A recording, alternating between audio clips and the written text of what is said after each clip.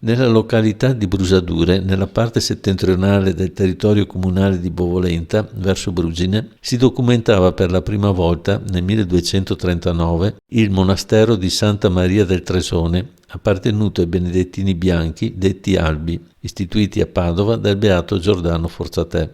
Il monastero di Santa Maria de Tresonibus compare anche nella decima papale del 1297 e nell'estimo papale del secolo successivo. In seguito passa agli Agostiniani e nel 1437, quando ormai vi risiedeva solo un priore commendatario, fu soppresso e i suoi beni attribuiti a un arcidiacono, che doveva però mantenere un mansionario a custodia e servizio della chiesa dei Santi Gioacchino ed Anna e Sant'Antonio Abate, già annessa al monastero di Santa Maria del Tresone.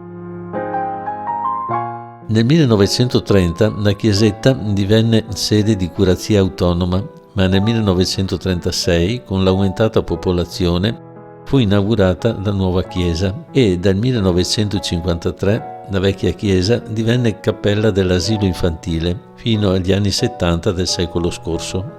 La costruzione venduta dalla parrocchia, ora come si può notare, è adibita a garage.